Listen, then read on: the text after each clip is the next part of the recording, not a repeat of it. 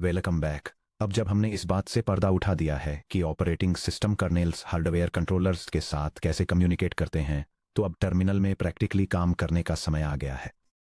Chapter 1.3 में वापस जाएं तो हमने अपना Ubuntu Linux development environment set up किया था और शेल नेविगेशन और बेसिक कमांड्स के साथ कंफर्टेबल हुए थे। फिर चैप्टर 7.3 में हमने हाई लेवल सिस्टम डायग्नोस्टिक्स पर पहली नज़र डाली थी ताकि ये देख सकें कि हमारा कूड़ा कोड कैसा परफॉर्म कर रहा था। अब हम इन दोनों वर्ल्ड्स को एक बिल्कुल नए पर्सपेक्टिव से आपस में जोड़ने जा रहे हैं, एक सिस्टम्स एडमिनिस्ट्रेटर और परफॉर्मेंस ऑप्टिमाइजेशन इंजीनियर के पर्सपेक्टिव से। इससे पहले कि आप कोई मैसिव कंप्यूट जॉब लॉन्च करें या हाई परफॉर्मेंस कूडा या C++ कोड की एक भी लाइन लिखें, आपको अपने सिस्टम के बारे में 3 फंडामेंटल सवालों के जवाब देने होंगे। क्या फिजिकल GPU एक हेल्दी और अनथ्रॉटल्ड बस पर ऑपरेट कर रहा है? क्या लिनक्स कर्नेल ने डिवाइस ड्राइवर्स और फर्मवेयर को क्लीनली लोड किया है? क्या हमारा C++ एप्लीकेशन रियल टाइम में हार्डवेयर टेलीमेट्री को प्रोग्रामेटिकली क्वेरी कर सकता है ताकि इंटेलिजेंट एग्जीक्यूशन डिसीजंस लिए जा सकें? इनका जवाब देने के लिए हम 3 एसेंशियल डायग्नोस्टिक लेयर्स को एक्सप्लोर करेंगे। LSPCI के साथ बस लेवल ऑल्टिंग, DMSG के साथ कर्नेल लेवल इवेंट ट्रेसिंग और NVIDIA की मैनेजमेंट लाइब्रेरी NVML का यूज करके कमांड लाइन और प्रोग्रामेटिक टेलीमेट्री दोनों। सेक्शन ब्रेक LSPCI के साथ बस आर्किटेक्चर को ऑडिट करना, इसके कोर पर एक डिस्क्रीट GPU, एक high speed peripheral component interconnect express PCIe and point होता है। ये बसों, स्विचेस और रूट पोर्ट्स एक कॉम्प्लेक्स ट्री पर रहता है जिसे मदरबोर्ड के चिपसेट और CPU होस्ट ब्रिज द्वारा मैनेज किया जाता है। अगर CPU और GPU के बीच का फिजिकल लिंक डिग्रेडेड स्पीड पर चल रहा है तो कोई भी कर्नेल ऑप्टिमाइजेशन या चालाकी से लिखा गया C++ कोड आपके थ्रूपुट को नहीं बचा पाएगा। लिनक्स पर इस फिजिकल और लॉजिकल टोपोलॉजी को ऑडिट करने का premier tool backtick LSPCI backtick है। ###PCIe बस पर GPU को आइडेंटिफाई करना। सबसे पहले आए सभी PCI डिवाइसेस को लिस्ट करें और डिस्प्ले और कंप्यूट कंट्रोलर्स के लिए फिल्टर करें :। इस कमांड से आप सिस्टम की पेरिफेरल हार्डवेयर लिस्ट को सर्च कर सकते हैं ताकि connected graphics cards, 3 dimensional controllers या वीडियो एक्सेलरेटर्स को फिल्टर और आइडेंटिफाई किया जा सके, स्पेशली NVIDIA हार्डवेयर को ढूंढने के लिए। एक सिंगल NVIDIA RTX 4090 या डेटा सेंटर H100 कार्ड वाले वर्कस्टेशन पर आपको इससे मिलता जुलता आउटपुट दिखाई देगा :। यह आउटपुट कंफर्म करता है कि आपके सिस्टम ने सक्सेसफुली एक high performance NVIDIA graphics card को डिटेक्ट कर लिया है और स्पेशली इसे एक स्पेसिफिक हार्डवेयर एड्रेस पर GeForce RTX 4090 मॉडल के रूप में आइडेंटिफाई किया है। वह लीडिंग आइडेंटिफायर 01:00.0 PCI डोमेन बस डिवाइस फंक्शन एड्रेस है, जिसे अक्सर BDF के रूप में एब्रीविएट किया जाता है। इस केस में डोमेन 0000 इम्प्लाइड बस 01 डिवाइस 00 फंक्शन 0 है। इस BDF नंबर को याद रखिए, यह GPU के लो लेवल हार्डवेयर कॉन्फ़िगरेशन को डिसेक्ट करने की है। लिंक स्पीड्स और नेगोशिएशन को इंस्पेक्ट करना, लिंक कैप वर्सेस लिंक स्टा। हम PCI लिंक स्पीड की परवाह क्यों करते हैं? क्योंकि PCI बैंडविड्थ लगभग हर जनरेशन के साथ डबल हो जाती है। एक PCI Gen 4/16 लिंक रफली 31.5 गीगाबाइट्स पर सेकंड की यूनिडायरेक्शनल बैंडविड्थ ऑफर करता है, जबकि PCI Gen 5/16 रफली 63 गीगाबाइट्स पर सेकंड तक पहुंच जाता है। अगर आपका महंगा GPU किसी ऐसे स्लॉट में प्लग्ड है जो मदरबोर्ड राउटिंग या लूज फिजिकल कनेक्शन के कारण नेगोशिएट होकर Gen 3/4 पर आ गया है, तो आपका होस्ट टू डिवाइस ट्रांसफर चोक हो जाएगा। आइए हमारे स्पेसिफिक GPU स्लॉट पर एक वर्बोस क्वेरी रन करें। यह कमांड एडमिनिस्ट्रेटिव प्रिविलेजेस के साथ रन होती है ताकि आप स्पेसिफाइड एड्रेस पर मौजूद हार्डवेयर डिवाइस के लिए बेहद डिटेल्ड कॉन्फ़िगरेशन और स्टेटस इंफॉर्मेशन को क्वेरी और डिस्प्ले कर सकें। आपके टर्मिनल पर प्रिंटेड टेक्स्ट की डेंस वॉल के अंदर एक्सप्रेस कैपेबिलिटी ब्लॉक को लोकेट करें और 2 क्रिटिकल लाइंस को एग्जामिन करें: लिंक कैप लिंक कैपेबिलिटीज और लिंक स्टार लिंक स्टेटस। ये आउटपुट किसी हार्डवेयर डिवाइस के लिए PCI एक्सप्रेस लिंक कैपेबिलिटीज और स्टेटस दिखाता है, जो ये इंडिकेट करता है कि यह सपोर्ट करता है और करंटली 16 गीगा ट्रांसफर्स पर सेकंड की मैक्सिमम स्पीड और 16 लेन्स की लिंक विड्थ पर ऑपरेट कर रहा है। आइए इसे ब्रेक डाउन करें कि यह हमें क्या बताता है। लिंक कैप हार्डवेयर क्या सपोर्ट करता है? स्पीड 16 गीगा ट्रांसफर्स पर सेकंड PCI जनरेशन 4 स्पीड्स के करस्पॉन्ड करती है। विड्थ बाय 16 का मतलब है कि इसे 16 पैरेलल PCI लेंस का यूज करने के लिए डिजाइन किया गया है। लिंकस्टा लिंक ने एक्चुअली किस पर नेगोशिएट किया? स्पीड 16 गीगा ट्रांसफर्स पर सेकंडों के विड्थ बाई 16 ओके हमें बताता है कि GPU अपनी फुल पोटेंशियल पर रन कर रहा है।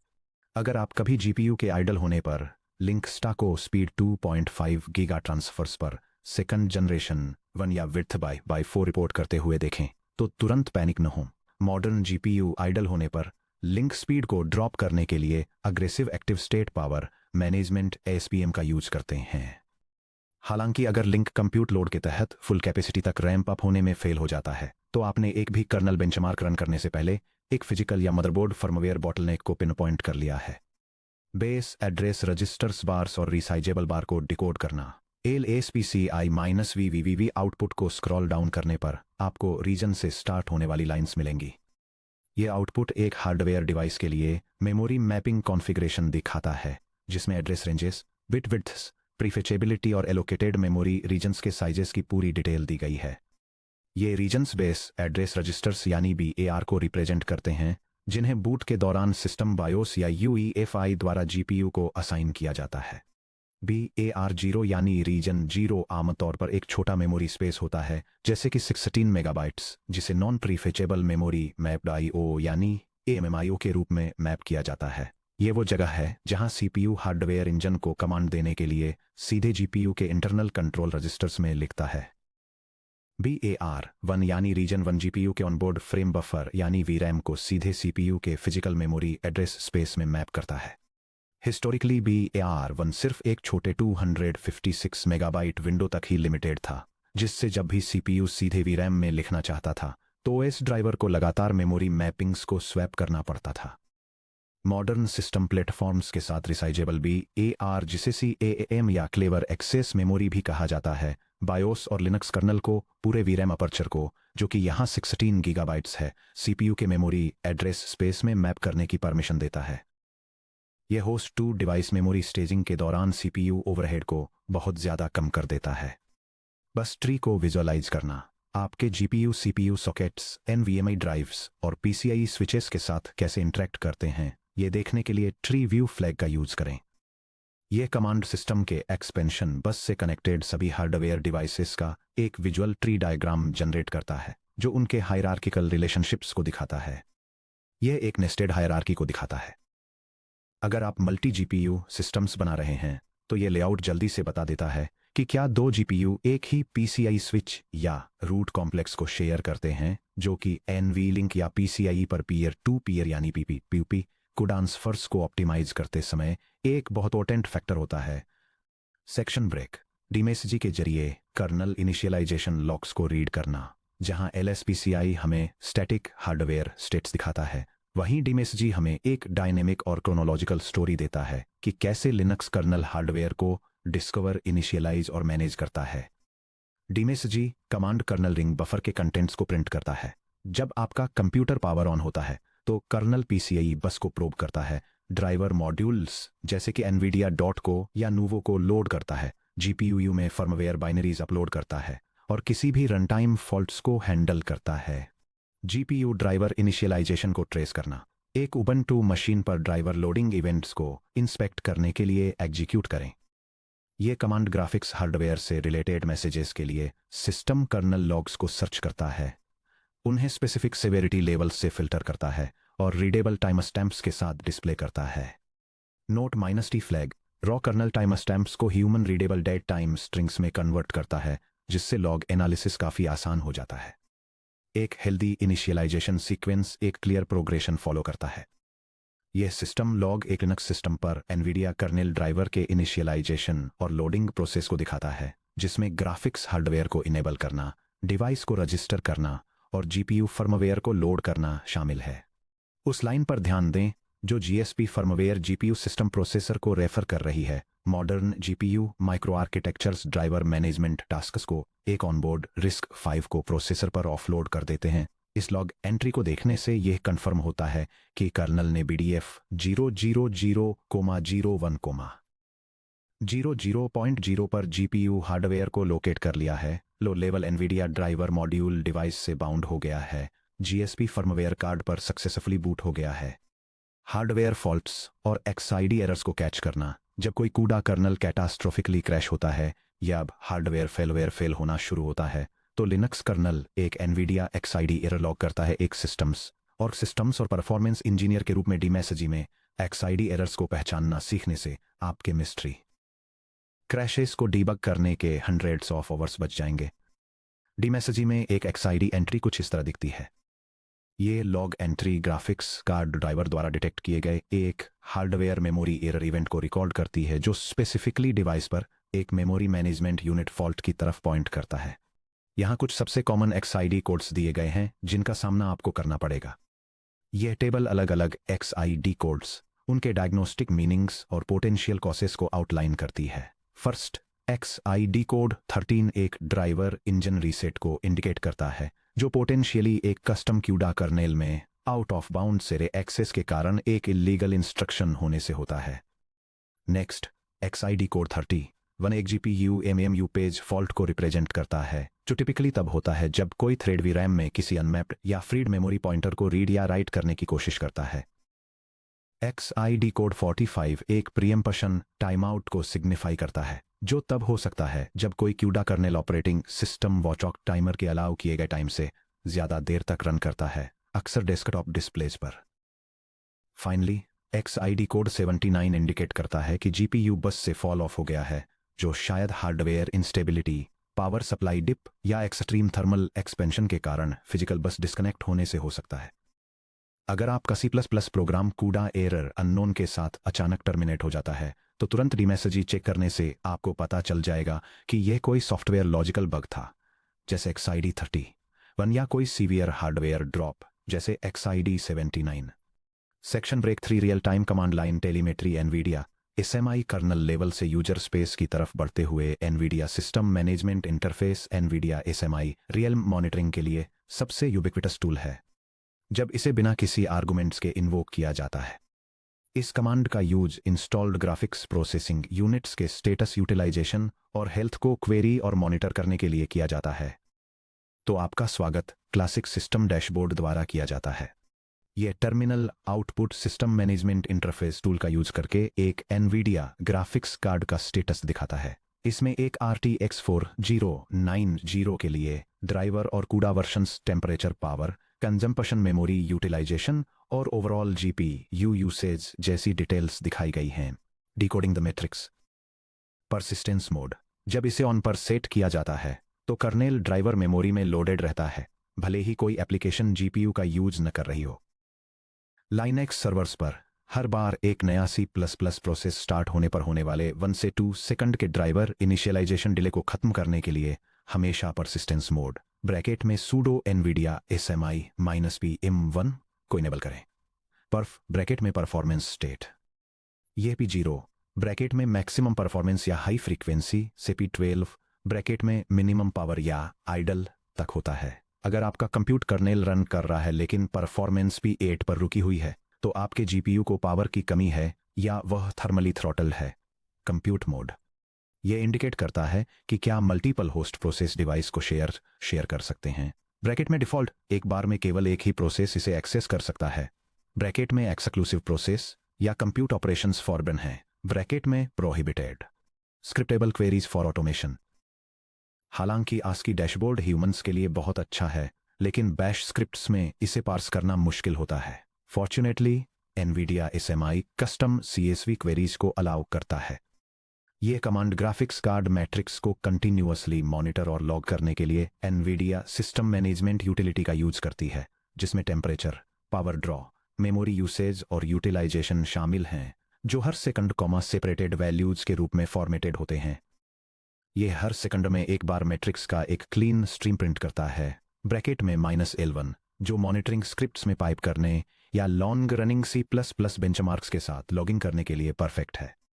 Section break. Programmatic telemetry, C++ integration with NVML। Command line utilities manual checks के लिए तो बहुत बढ़िया हैं, लेकिन real world high performance software को सीधे कोड से हार्डवेयर मैट्रिक्स को क्वेरी करने की जरूरत होती है।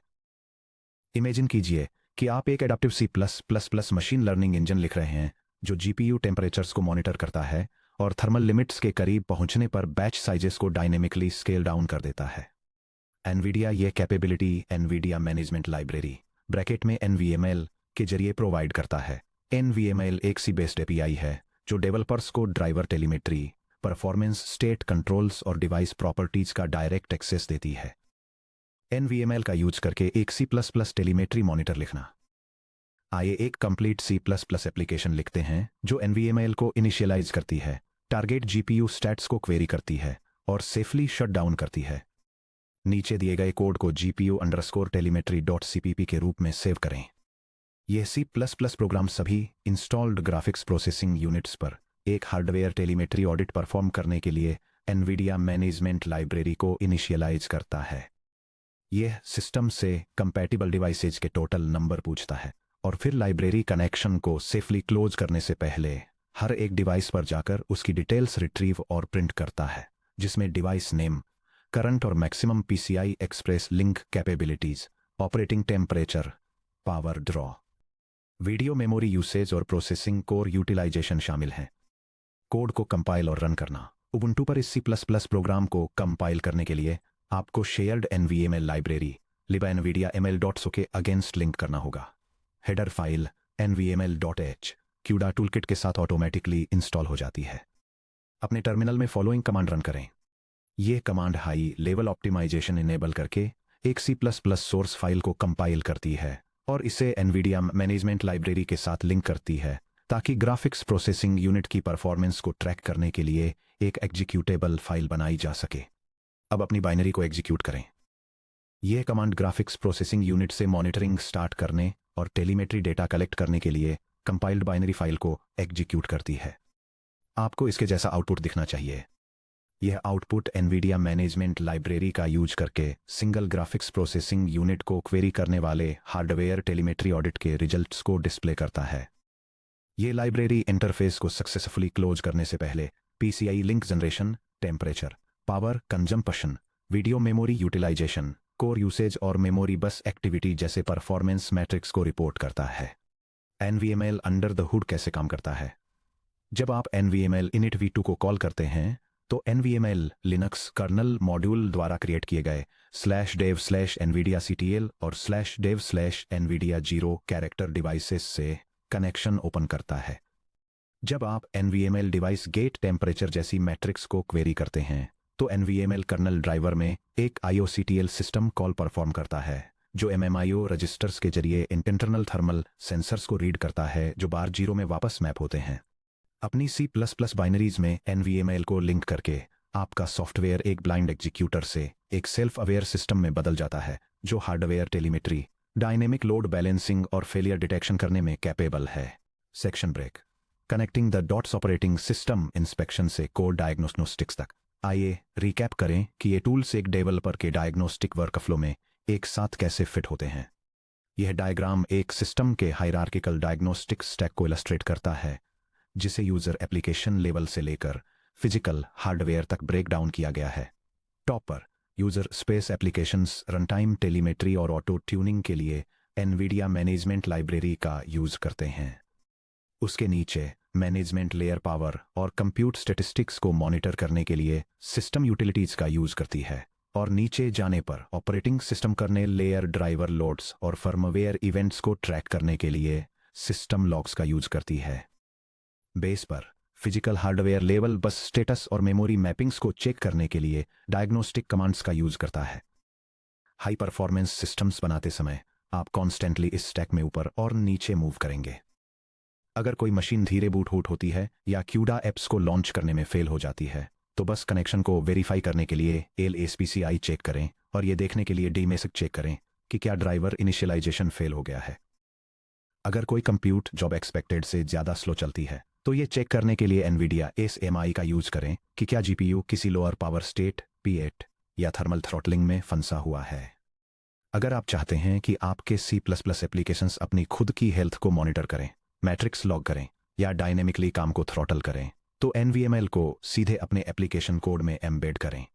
अब जब आप जानते हैं कि हार्डवेयर टोपोलॉजी को कैसे क्वेरी करना है, कर्नल इवेंट बफर्स को कैसे रीड करना है और हार्डवेयर टेलीमेट्री API का कैसे यूज करना है, तो अब इन टेक्निक्स को प्रैक्टिस में अप्लाई करने का समय आ गया है।